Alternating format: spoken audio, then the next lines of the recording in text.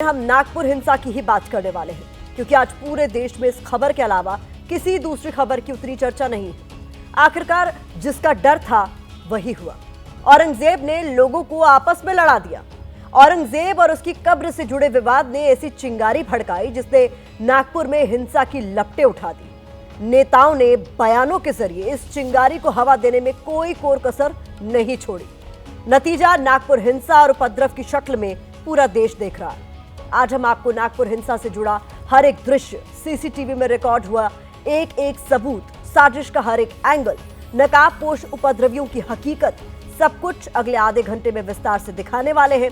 इसके अलावा रात के अंधेरे में भड़की हिंसा से लेकर सुबह के उजाले में शांति तक नागपुर ने कैसे करवट ली है, इसकी पूरी ग्राउंड रिपोर्ट भी आपके सामने होगी। यही नहीं, उन सवालों की लिस्ट भी हम आपके सामने रखेंगे जो महाराष्ट्र की कानून व्यवस्था को कटघरे में खड़ा कर रहे हैं। वो कौन से नेता हैं जिन पर उपद्रवियों को उकसाने के आरोप लग रहे हैं, सबको करेंगे बेपर्दा। लेकिन सबसे पहले आपको नागपुर हिंसा की टाइमलाइन दिखाते हैं। हिंसा की शुरुआत कहां से और कैसे हुई, कैसे एक अफवाह ने देखते ही देखते नागपुर को हिंसा की साजिश का सेंटर बना दिया। ऐसा कर रही है पब्लिक पे।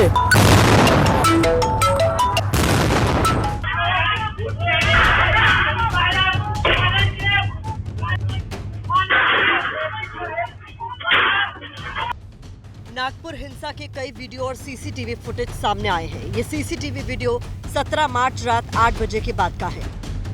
उपद्रवियों की भीड़ सड़क से गुजर रही है, सड़क पर खड़ी कारों और दोपहिया वाहनों में तोड़फोड़ कर रही है। रात 8:05 का एक और सीसीटीवी फुटेज सामने आया है, जिसमें अलग एंगल से उपद्रवियों की भीड़ कारों पर पत्थर बरसा रही है। इसी फुटेज में एक उपद्रवी धारदार हथियार ले जाता दिखाई दे रहा है। धीरे धीरे आसपास के कई इलाकों में हिंसा फैलती जाती है।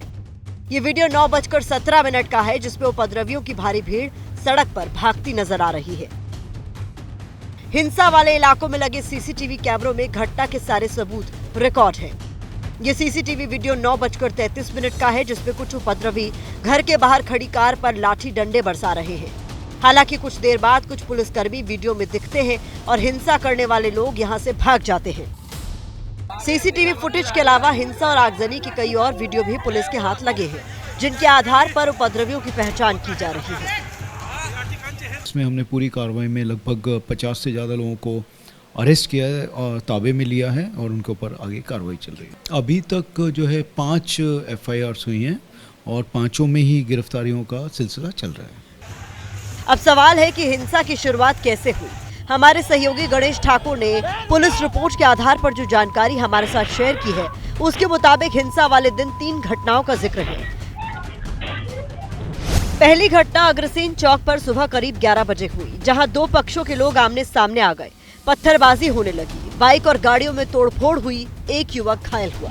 इसी जगह पर आधे घंटे बाद सुबह 11:30 बजे रजा खान नाम के 18 साल के युवक के सिर पर किसी ने हमला किया, जिसमें वो गंभीर रूप से घायल हो गया। तीसरी घटना विश्व हिंदू परिषद और बजरंग दल के आंदोलन की है। हिंसा की टाइमलाइन के कुछ वीडियो भी सामने आए हैं। ये वीडियो उस वक्त का है जब VHP और बजरंग दल के प्रदर्शनकारियों ने औरंगजेब की कब्र हटाने का नारा देकर प्रतीकात्मक कब्र जलाकर आंदोलन किया। इस दौरान कब्र के साथ हरे रंग का एक कपड़ा जलाया गया, जिसको लेकर अफवाह फैल गई। इसके बाद शिवाजी प्रतिमा के आसपास दोनों पक्षों के लोगों का आमना सामना हुआ। चौराहे पर विरोध प्रदर्शन तेज हो गया। यहीं से हिंसा की चिंगारी आग की लपटों में तब्दील हो गई और देखते ही देखते महाल, मोमिनपुरा, हंसापुरी लाइन में हिंसा उपद्रव होने लगा। नागपुर सेंट्रल से बीजेपी विधायक प्रवीण तटके का आरोप है कि हिंसा के बाद बार बार बुलाए जाने पर भी पुलिस काफी देर से पहुंची। 2 समाज, मुस्लिम और हिंदू बस्तियां जुड़ के वहाँ ज्यादा टेंशन होता है, वहाँ पहले पुलिस पहुंचती है। इस बार सबसे लास्ट में पुलिस वहां पहुंची और वहां 2-2 घंटे लोगों के फोन नहीं उठा रहे आप। इसलिए मुझे पुलिस की भूमिका पे लोगों के कहने के बाद संशय है, और जो इसमें दोषी होगा, यदि तहसील पुलिस स्टेशन के PI इसमें दोषी होंगे तो उन पर तुरंत कार्रवाई करनी चाहिए, ऐसी मेरी मांग रही। आरोप ये भी लग रहा है कि हिंसा के पीछे सुनियोजित साजिश थी। उपद्रवी एक ट्रक में पत्थर भर कर लाए थे।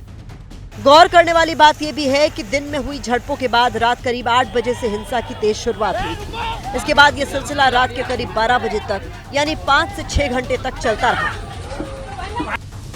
सवाल यह है कि मुख्यमंत्री का गृह क्षेत्र होने के बावजूद पुलिस प्रशासन ने इस पर काबू पाने में इतनी देर क्यों लगाई।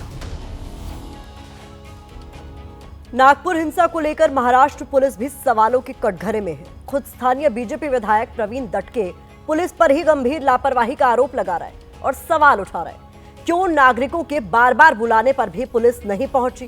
क्या पुलिस ने हालात की संवेदनशीलता का सही से अंदाजा नहीं लगाया? जब दिन में दो पक्षों के बीच विवाद हुआ था, बावजूद इसके इलाके में सुरक्षा क्यों नहीं बढ़ाई गई? सीएम का गृह क्षेत्र होने के बाद भी हालात कंट्रोल करने में इतना वक्त क्यों लग गया? वीएचपी और बजरंग दल ने पहले ही विरोध प्रदर्शन का कॉल दिया था। क्या पुलिस को इस तरह की हिंसा का कोई इनपुट नहीं मिला था? स्थानीय विधायक प्रवीण दटके ने सीएम फडणवीस से पुलिस लापरवाही की जांच कराने की मांग की है। साथ ही दोषी पुलिस अधिकारियों के खिलाफ एक्शन लेने की भी अपील की है। इस बीच हमारे संवाददाता मृत्युंजय सिंह ने हिंसा वाले इलाकों से ग्राउंड रिपोर्ट भेजी है। ये रिपोर्ट बताती है कि कैसे चुन चुनकर दुकानों और घरों को टारगेट किया गया। रात की हिंसा के बाद सुबह इलाके में तबाही का कैसा मंजर दिखा, ये भी देखिए।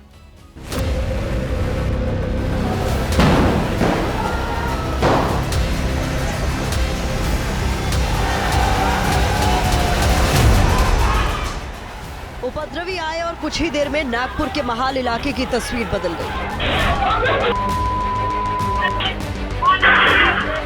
नागपुर में हुई हिंसा के बाद पुलिस ने हालात पर तो काबू पा लिया, लेकिन जितनी देर भीड़ पत्थर बरसाती रही, तोड़फोड़ करती रही, लोगों की सांसें थमी रही।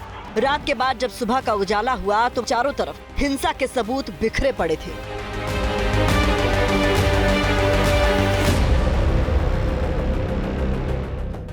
सीसीटीवी मशीन यहाँ पर तोड़ी गई है, यानी कि सबसे पहले जहाँ सबूत इकट्ठा हो ऐसी चीज़ को ही नष्ट कर दो। जिन दुकानों के बाहर सीसीटीवी लगे हुए थे उन्हें पहले तोड़ दिया गया और फिर जरा इस तस्वीर को देखिए। इस प्रकार से आगजनी की गई, दर्जनों गाड़ियाँ जला दी गई। जिनके घरों के बाहर गाड़ियाँ खड़ी थी, कार खड़ी थी, उन्हें नुकसान पहुँचाया गया, पत्थरबाजी की गई, जलाया गया। ये घर आपको सामने नजर आएगा। उस घर के ठीक बाहर आप कल्पना कीजिए कि घर के दरवाजे पर इस प्रकार से अगर आगजनी हो जाए, गाड़ी पर आग लगा दी जाए, तो घर के अंदर जो लोग फंसे हुए हैं उनकी हालत क्या हो रही होगी। ऐसा लग रहा था जैसे उपद्रवियों का हर सड़क पर कब्जा हो गया था। पत्थर अब भी जहां तहां पड़े हैं। लोगों ने खुद बताया कि उपद्रवी जान लेने पर उतारू थे। महाल, मोमिनपुरा, हंसापुरी, हर जगह ऐसे ही हालात थे। हम लोग घर पे खाना खाने बैठे रहे थे, उतने पे पूरा हमला हुआ। हम लोग बाहर निकल के देखे तो गाड़ी जला दिए थे। हम निकले तो हमारे ऊपर पत्थरबाजी हो गई। हम दरवाजा बंद करके अंदर चले गए।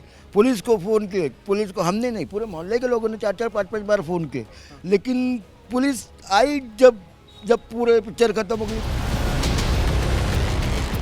नागपुर की सड़कों पर तांडव कर रहे उन उपद्रवियों का एक ही मकसद था, जो सामने आए उसे खत्म कर दो।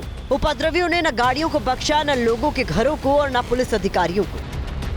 एक पुलिसकर्मी जो डीसीपी साहब है उन पे कुराड़ी से वार किया गया, उनको कुराड़ी से मारा गया, उनको तुरंत अस्पताल पहुंचाया गया। हमारे जो कार्यकर्ता है हमारे यहाँ के, उन्होंने उनको अस्पताल लेके गए।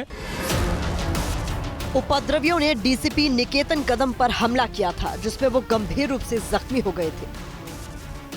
मॉब था, उसमें बहुत ज़्यादा एंटी सोशल एलिमेंट्स थे। उन्होंने स्टोन पेल्टिंग की, वो विथ वेपन्स थे, उनके पास पेट्रोल की बॉटल्स भी थी। उन्होंने बहुत जगह पे व्हीकल्स को भी आग लगाई है और कुछ घरों की भी तोड़फोड़ की है उन्होंने। तो उस टाइम पे हम जब क्राउड को कंट्रोल कर रहे थे, डिस्पर्स करने का प्रयास कर रहे थे और छोटी छोटी लेन से, कंजेस्टेड लेन से उसके अंदर जा रहे थे, उस टाइम पे हमारी एक टीम ट्रैप हो गई थी और 100 लोग जो क्राउड था एंटी सोशल एलिमेंट्स का, वो वहाँ पे थे।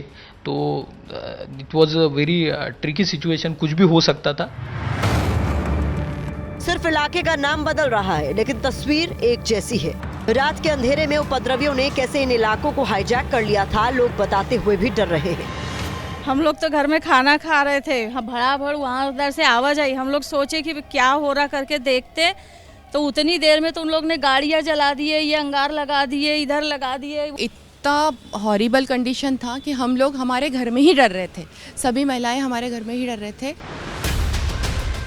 गाड़ियों को ही नहीं तोड़ा, बल्कि सबूत पिटाने के लिए सीसीटीवी को भी तोड़ दिया गया। उपद्रवी हथियार से लैस होकर पहुंचे थे। मौके पर पड़ा ये चाकू इसका सबूत है कि उनका मकसद सिर्फ खून बहाना था। आपको एक धारदार चाकू भी नज़र आएगा वहाँ पर। चाकू तक यहाँ पर अभी भी पड़ा हुआ है, जो कि जिसकी सूचना पुलिस को दी गई है। पुलिस आकर इसे अपने कब्जे में लेगी। कल शाम तक ये क्लिनिक था, लोग इलाज कराने आते थे, लेकिन अब यहाँ सिर्फ दंगे के निशान हैं। उपद्रवी दुकान का दरवाजा तोड़कर अंदर घुसे और सब कुछ तहस नहस करके फरार हो गए। इस तरह से चीज़ें फैली हुई हैं कि मानो ये यहाँ पर बाढ़ आया था या फिर यहाँ कौन सी आपदा आई थी। पूरे सामान तितर बितर कर दिए, बहुत ज़्यादा नुकसान यहाँ पर पहुँचा और क्षति पहुँचाई गई। यहाँ पर काम करने वाले, यहाँ पर रहने वाले जो क्लिनिक में काम करते हैं, यहाँ से भागकर उन्होंने जान बचाई। नागपुर में पथराव और आगजनी के बाद हालात काबू में हैं। इसके अलावा शहर में धारा 163 लागू है। फिलहाल नागपुर के चप्पे चप्पे पर पुलिसकर्मी तैनात है। हिंसा में शामिल गुनहगारों की धरपकड़ हो रही है।